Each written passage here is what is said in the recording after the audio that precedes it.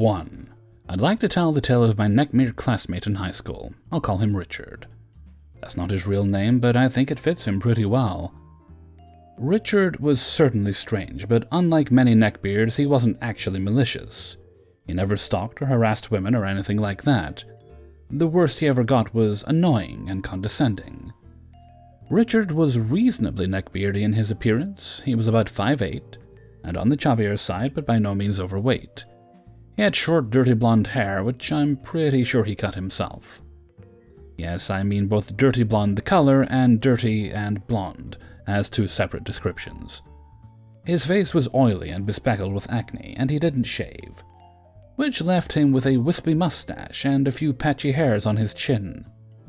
Richard had no particular body odor, but he sometimes smelled faintly of spoiled cheese. He wore the same black hoodie every day, which was often stained with food. Sometimes a whitish stain would appear on the stomach of the hoodie as well. Richard completed the outfit with sweatpants and the same pair of sneakers. I heard a rumor that Richard told one of his friends that he once went 4 weeks without changing his pants or his underwear. I don't know if that's true or not, but knowing Richard, I think it's entirely possible. I'm also pretty sure he wore the same sneakers every day for 4 years. And by the end of high school, they were basically falling apart. I should add that Richard's family was by no means wealthy, but they definitely had enough money to get him new clothes. I guess he just didn't want them. At lunch, Richard would sit with 3 or 4 of his friends. They were all varying degrees of weird, but Richard was certainly their leader, and the most neckbeardy among them. Every day, Richard ate 3 or 4 bowls of instant ramen, sometimes augmented with Doritos or Cheetos. I never saw him drink Mountain Dew, but he did enjoy Red Bull and Coca-Cola. Richard was neckbeardy in not only his appearance, but also his personality.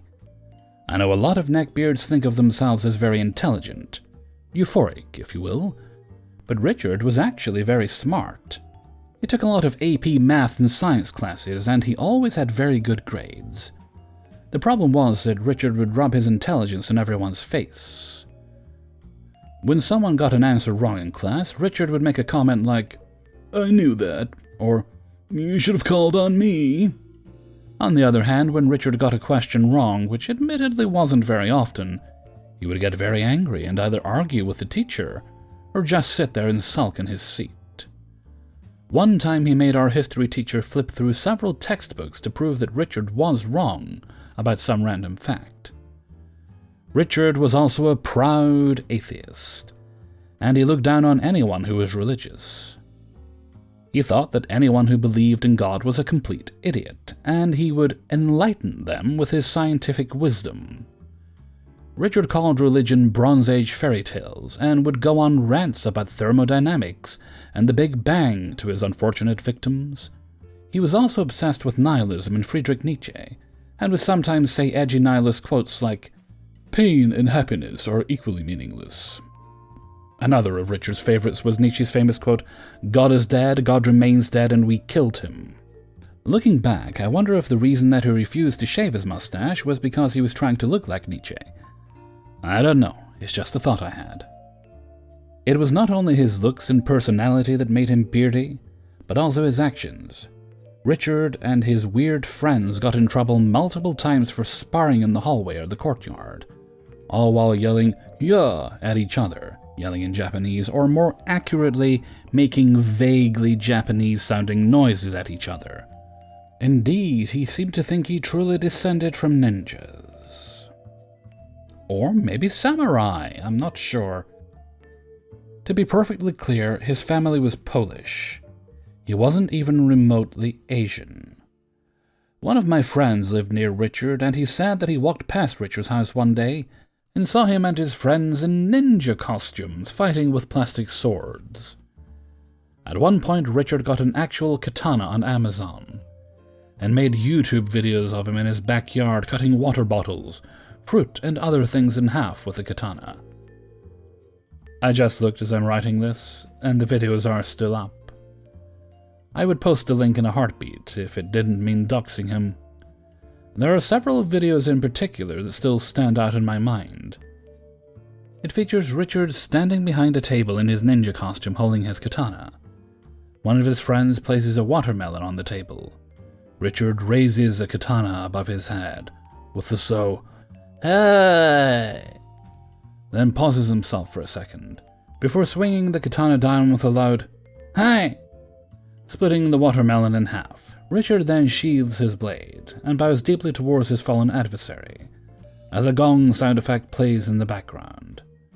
There are several others, but the sheer absurdity of this one makes it stand out to me. Unlike many neckbeards, Richard didn't harass women. In fact, I don't think he ever had a conversation with any of his female classmates, except for when he was assigned to work with them. There is one notable thing that happened involving female classmates, though. Some of the girls in the school noticed that, more than once, they would receive notifications at 1 or 2 a.m. that Richard had liked photos of them, in bikinis, on Instagram.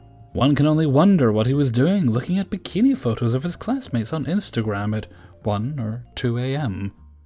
There are some more things Richard did that I'm not really sure how to fit into a cohesive story, so I'll just make a list of notable events.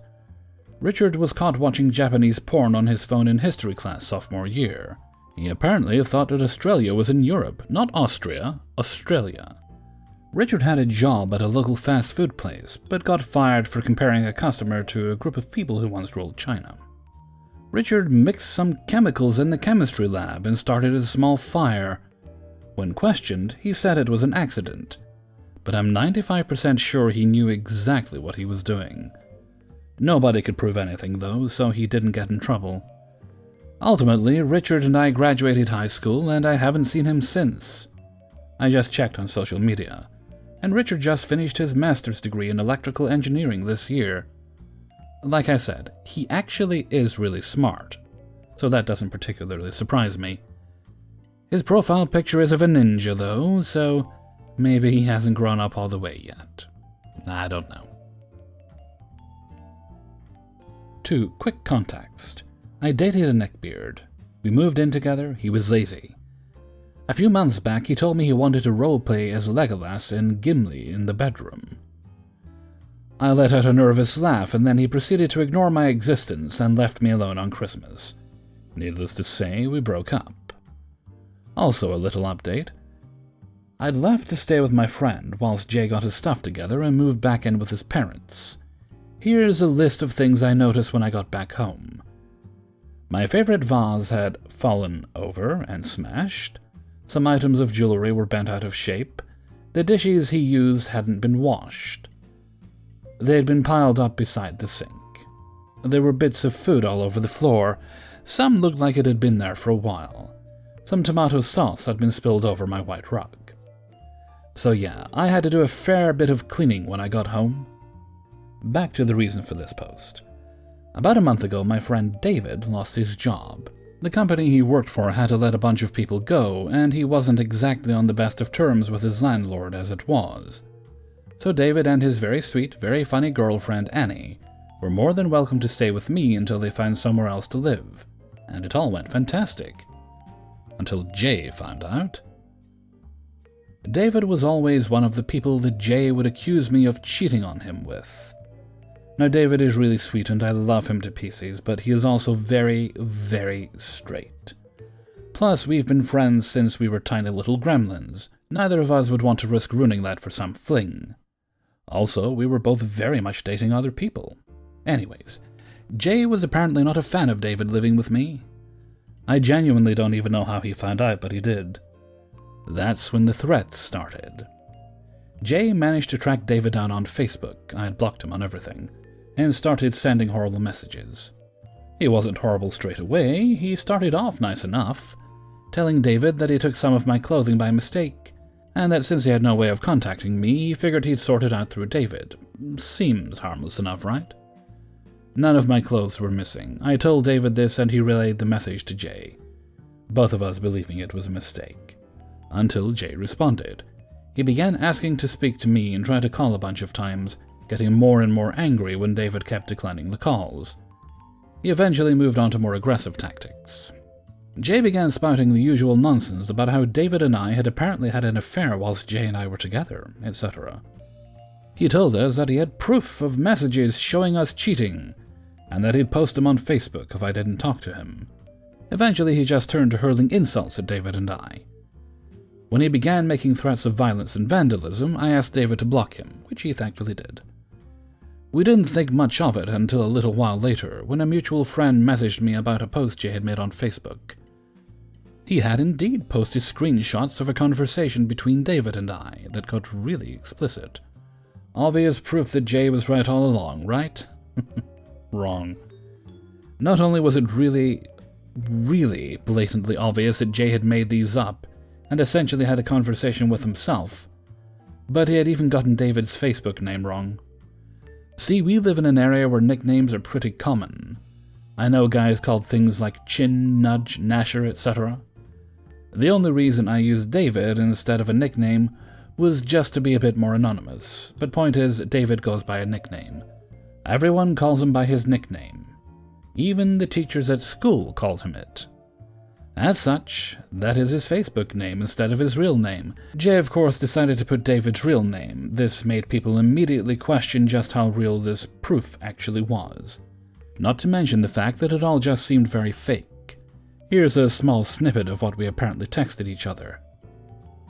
Do you think he knows?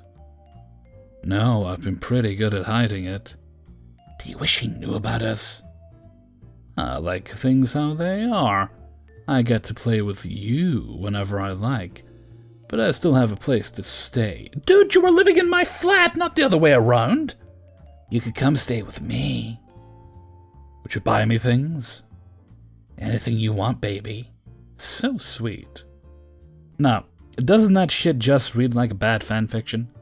Seriously, it just goes on like that for about 8 screenshots. Neither of us talk like that. I'm sorry, but if he was going to go to this length to make me look bad, then at the very least, try and make it convincing. Anyway, Jay had included in his rant on Facebook a whole paragraph outing David as a gay man. He explained that this was the reason David had never had a girlfriend, because Annie doesn't exist, apparently.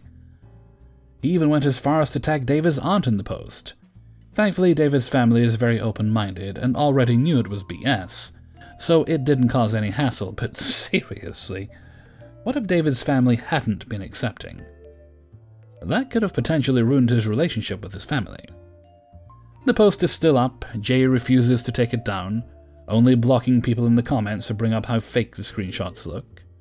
I thought about unblocking him just to tell him to leave me and my friends alone, but I decided against it. In my opinion, he's looking for attention, and I'm not going to give him what he wants. I've settled for just asking David, and now Annie, to block him on everything and pretending like he doesn't exist. He's not worth the hassle.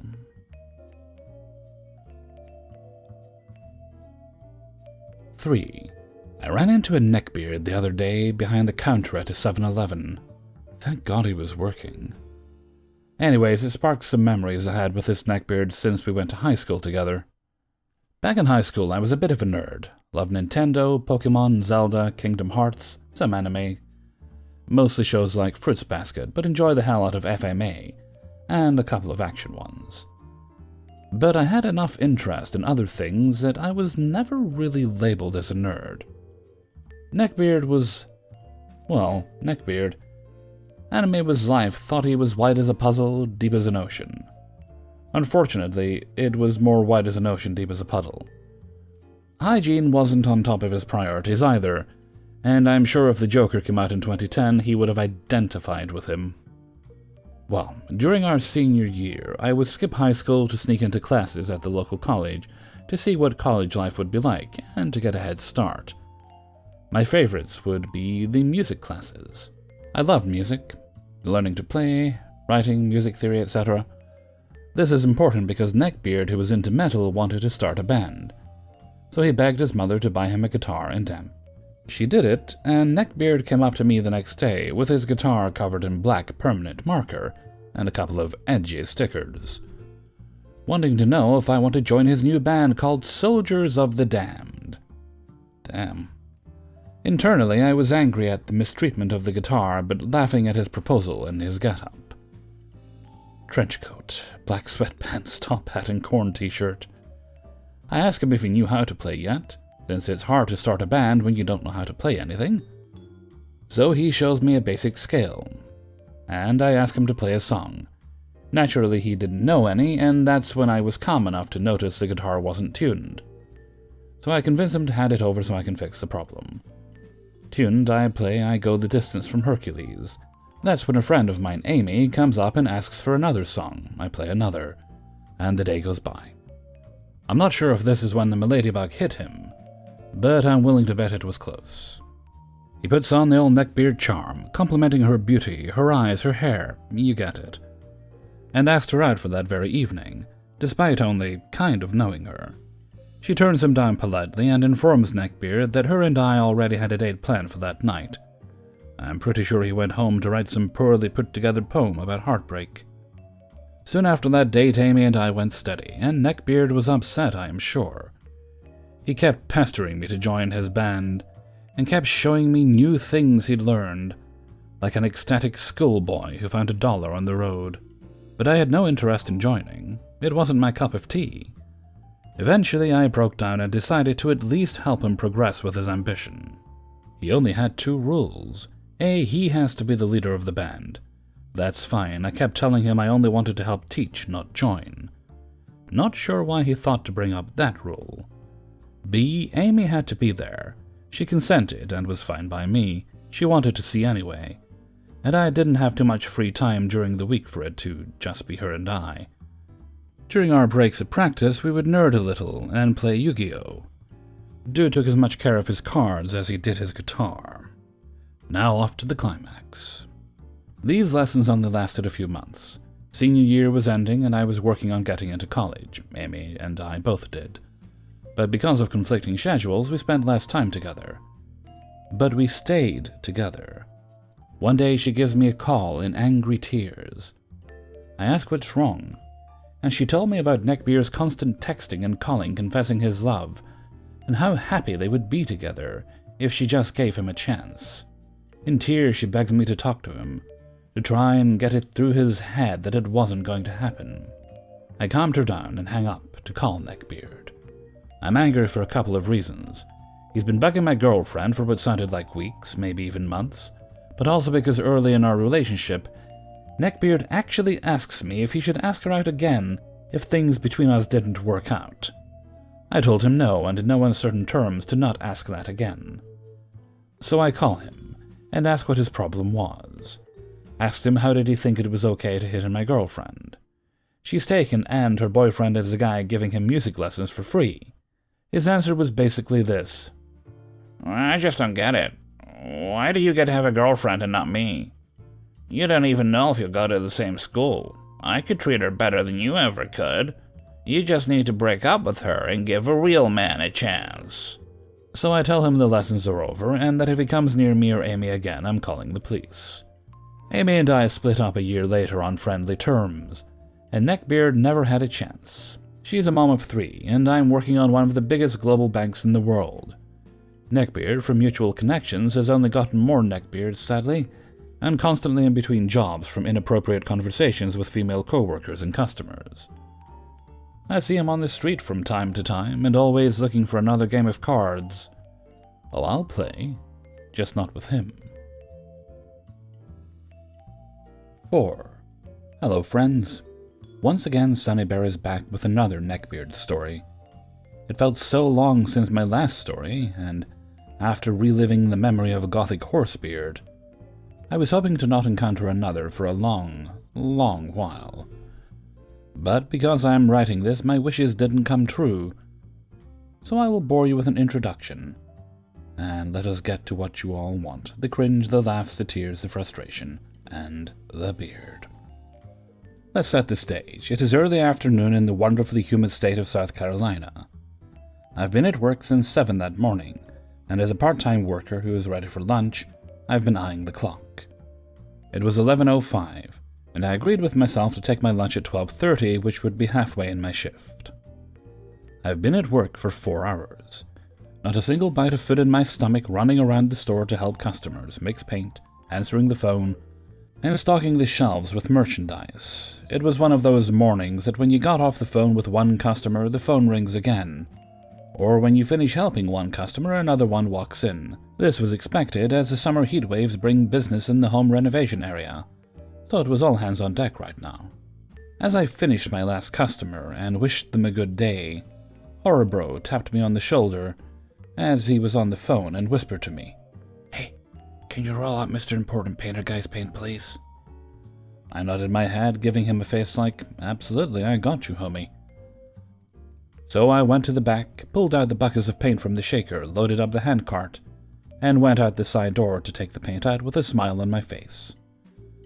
As I pushed the handcart to my customer, I heard something.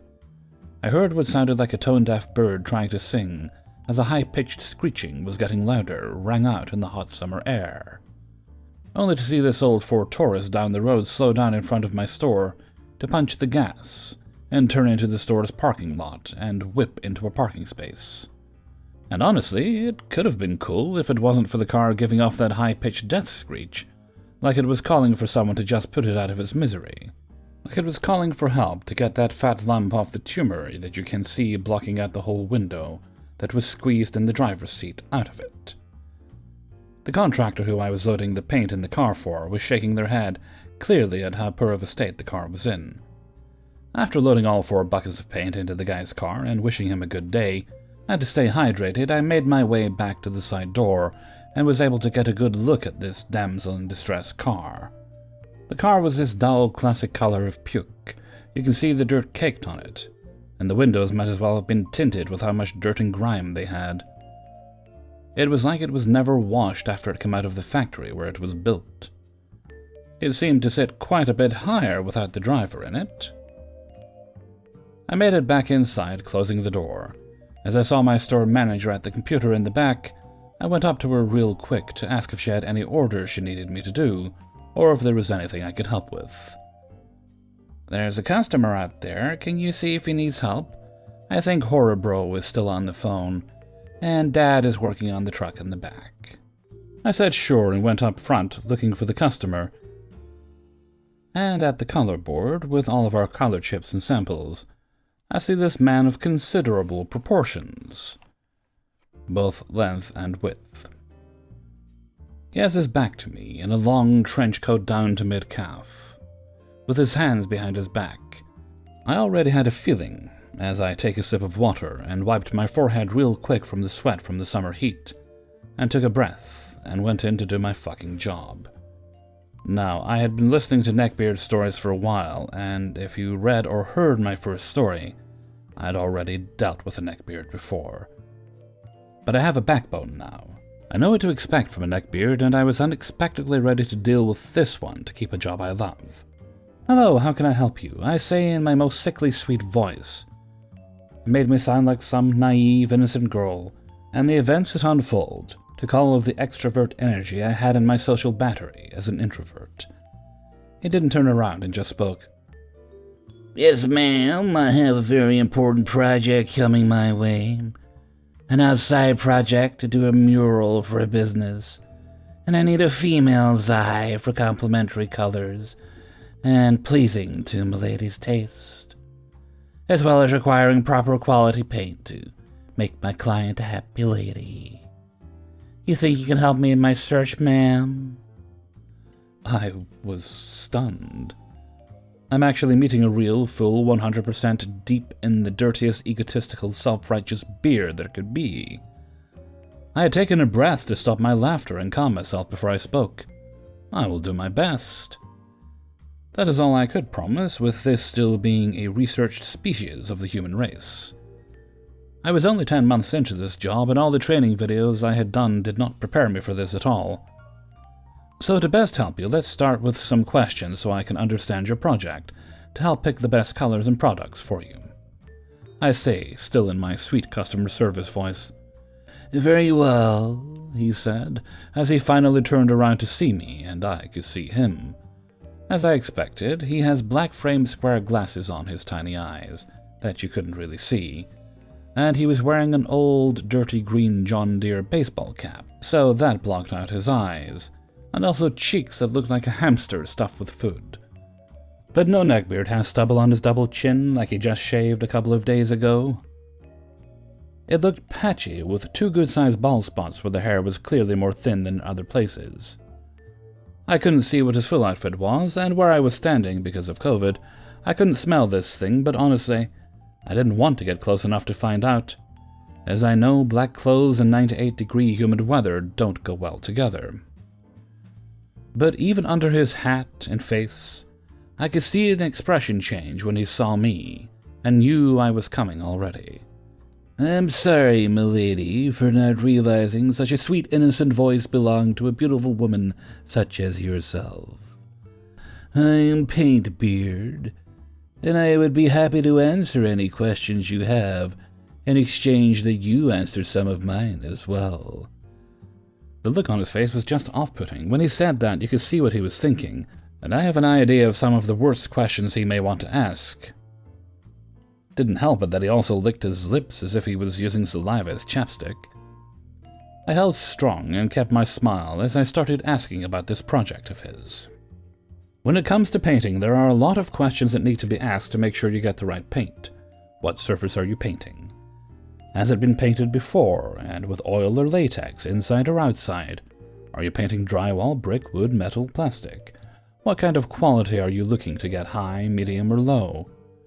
At Sherlock, we ask these to get it done right the first time, so you aren't wasting your time and money having to redo mistakes. Paintbeard answered all my questions, and also adding comments about my body, and weird statements like, "Are you made of plastic because you could be my Barbie doll?" He was painting a mural on a brick wall on the side of a building that will flow onto asphalt of a parking space. Paintbeard said it was a mural for someone who had passed away, and so it was a memorial for this person. I'm someone who doesn't like sad stories or sad atmospheres, so I didn't ask for details or what happened. "So my friend who passed on really liked bright colors, something like the Borderlands 3, if you even know what that is." Of course, I took some offense to that because I'm not an idiot who lived under a rock. Borderlands 3 was hyped up so much when they released a date for it back in 2019. It is not that old of a game anyways. Yeah, I know about Borderlands. I haven't played it, but I've seen gameplay videos of it on YouTube and seen theory on it. Paintbeard looked at me like his head was about to explode, and part of me wishes it would so I could go home from witnessing a trauma event and get paid time off. Also, so I didn't have to look or talk to this human version of Plasmus from Teen Titans. Maybe I shouldn't say that. It's rude to Plasmus. But after talking to this guy, and just him being so egotistical and all high and mighty attitude, with sly comments about my beautiful thick body, only for him to look me up and down and lick his lips, I already wanted to be done with this guy. "You're a gamer girl," he said. I mean, I like video games, sure, but I don't call myself a gamer girl, so getting back to what games do you play? All kinds, Stardew Valley, Mario, Bioshock, Assassin's Creed, just anything that looks cool to me. So what colors were you thinking of using? I said, trying to get back on track, as I walked around him to the color board, looking at all the vibrant and bright colors to pull out, as I somewhat remember what the cover of Borderlands 3 looked like. So anything in that area, I started to pull sample chips for him to take and think about. So I'm going to warn you one thing. Do you play Call of Duty or Skyrim? I used to, not so much anymore. Why not? Are you bad at it? It's okay if you are. I can play with you and teach you. I mean, girls who play video games are awesome. But they aren't really good at games anyway, besides Mario or cooking games. I was getting a bit annoyed at this point. That can be a topic for another day, Paintbeard. But why don't we get you what you need for your important project first so you can keep your client happy? I smiled and did not give him a chance to speak again. Like I was saying, with outside paint, bright, vibrant colors are going to fade in the sun quickly, so you might want to be mindful of what colors you use, and how much sunlight is going to be on it throughout the day. I asked. Going back to picking color samples for him, I basically took out 4 or 5 bright samples of each color in the rainbow for him to pick from, and handed them to him. What are those for? He asked. Our colors are going to look different here in the store and out in the sun, so I thought I could give you some colors of different tones and shades, so you can get a better idea of what the colors look like in your lighting. "Oh," and took them. When he went to grab them, his hand, now atop of my hand, slid down slowly like he was trying to be sexy or something. But when the cards were in his hand, I quickly pulled my hand away and backed up some more. The look on his face seemed like he was understanding I was not interested in him, or talking to him, and I was just doing my job. "Nope." "Well, my fair lady, you have been quite wonderful to help me with colors, and I will absolutely come back to see you when I narrow down my choices of color, and once I have drawn out my masterpiece of a rough draft for this project. But now I need to talk with one of the men in this establishment for products to use in my outside canvas. Would you mind fetching one of them for me?" he said, holding his head up high, as he looked away from me and around the store looking for a man. I had to hold my tongue back so much before I lost it with this overgrown, walking black fungus. I did what he wanted, and went to the back in the warehouse to look for one of the guys. The first one I found was Dad. To be clear, he's not my actual father, although he is a dad, hence the reason for the nickname. Someone out front is asking to speak with a guy about the product for paint. So please go out there and talk to him and get him out before I dropkick this self-righteous asshole.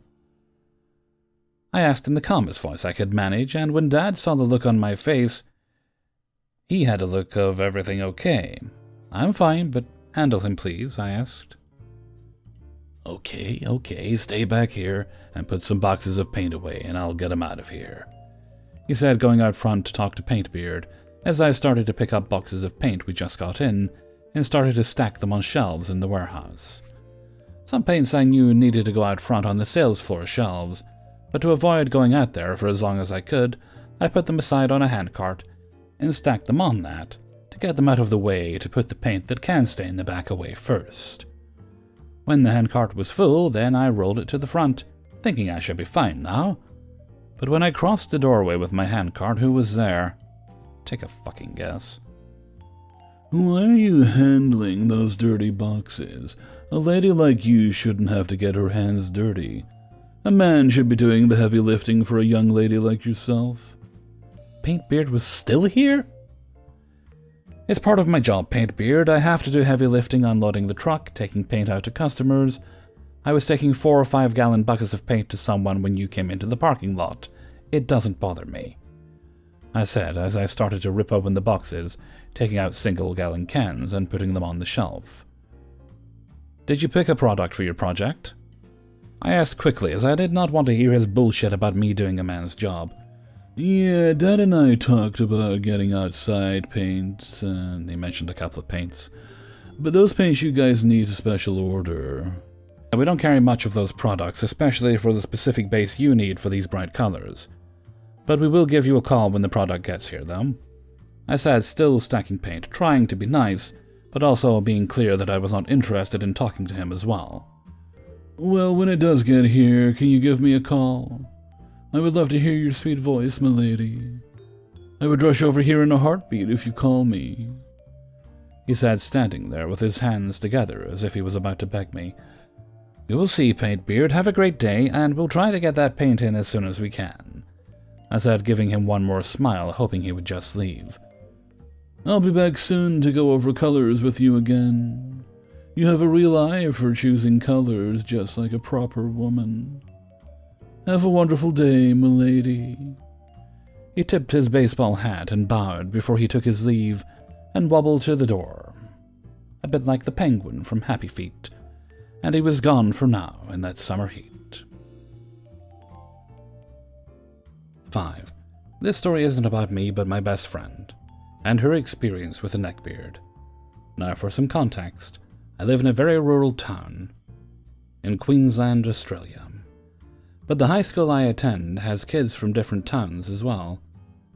I've been to several different high schools because of my complicated family situation, so I've only been at this school 2 years now. I'm going into year 12 in 2021.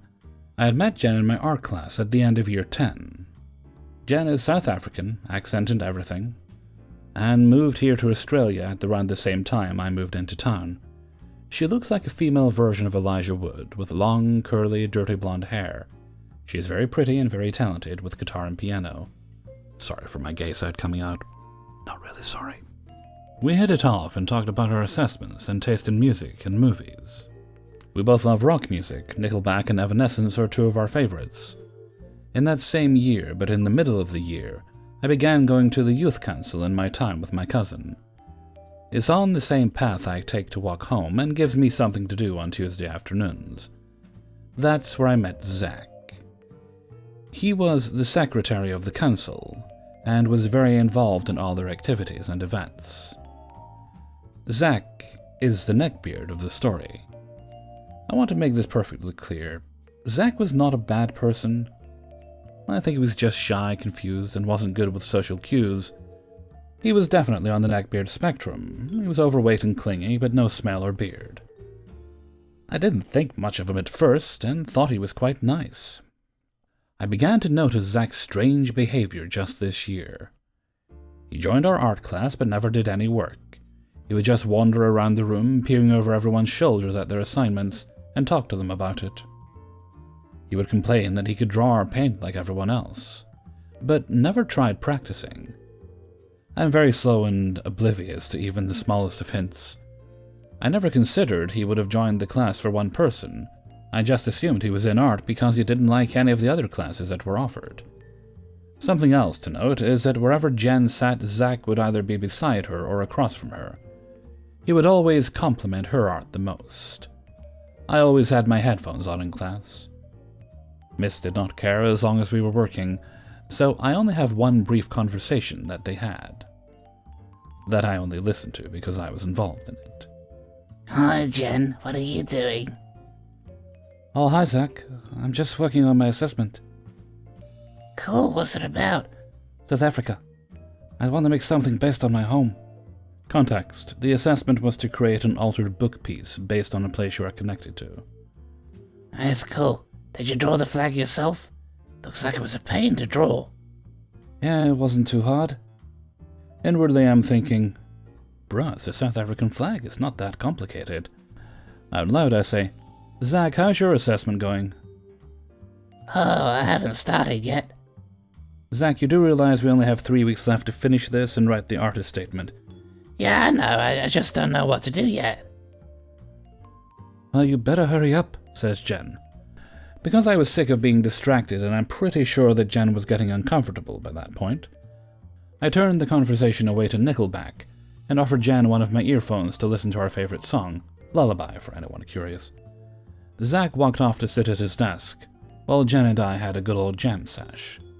Life went on like normal after that, until film class assessment time came around. We had to film our assessment, and we were helping Heather out with hers. Something else to note is that after that conversation, Jen's social media stopped working and she had to delete them from her phone. While we were getting dolled up in the bathroom, the topic of crushes came up. And then Heather and Jen mentioned some messages that Zach had sent her. Curious, I asked what they meant. Turns out, a couple of months before, Zach had sent Jen a message asking to be more than just friends, if you know what I mean. I didn't see the message because it was sent via social media. I have a gut feeling that her social media wasn't playing up, but she intentionally deleted them to avoid talking to Zach. I felt a little weirded out because all the talking and art not paying attention finally made sense. We joked about how he approached asking her out, which led to me making dumb pickup lines, and we had a good laugh about it. Fast forward to the final week of Year 11. Heather and I were in full Lola from Big Mouth mode, keeping a sharp eye on Jen whenever Zach was around, because by that point he was clingy towards her. Wherever Jen went, Zach wasn't too far behind. It was the last day of school for Year 11, and we were having an activity day. During one of the games, we had to get into pairs. I was with another one of my friends who isn't important to the story. I looked for Jen, and whoop-de-doo, Zach had gotten her like a crocodile snatching up a baby wallaby. The whole time, whenever I looked over at Jen and Zach, he had his arms draped over her chair, trying to inch closer to her. She had an uncomfortable look on her face, and the whole game was just painful to watch. When the bell went off for second lunch, I went to the toilets with one of my other friends. We were gone for about 5 minutes, and when we got back, Zach was nowhere to be found. Heather looked pissed, and Jen just kinda sat there eating her sausage on bread. I didn't want to ask what happened because I kinda didn't care at the time and just wanted to spend time with my friends on the last day of school. Zach did come back, but he sat away from our table and looked like he was about to cry. I found out later during the last game that while I was gone, Zach got a little too close to Jen for Heather's liking, and Heather went off. She yelled at him, telling him to leave Jen alone. This really shocked me because Heather is usually a pretty calm gal and never yells at anyone. Jen told me later she didn't mind Zach at first, but it all just got too much after the messages, and she was glad that Heather stepped in for her. We're on school holidays now, and Zach messages me on Snapchat, saying he found a job and he won't be coming back to school next year. Once again, I will say he wasn't a bad guy, he was just bad with people. I truly wish him the best in his new job, and hope all goes well for him. Jen and Heather are both doing well, and we are hoping to meet up during the holidays and maybe even spend Australia Day together. Hey everybody, Hellfreezer here, and thank you very much for listening to Neckbeards in the Wild, number 62. And thank you very much to everybody who allowed me to use and sent in stories for use in this video. If you enjoyed the video, then please do boop the like button, leave a comment, and share the video around with friends and family. And if you happen to know a neckbeard, share the video with them too. Perhaps it will act as the wake-up call they're needing. Alrighty, I need to have a nap, then get ready to stream. I'm recording this on Saturday. I did mean to do everything on Friday, but I had a busy day on Friday. So I had less time ultimately when I got home than I intended, but that's fine. We got some work done. Okay, and with that, I'm going to head off for now. So until next time, thank you very much for listening, and take very good care of yourself.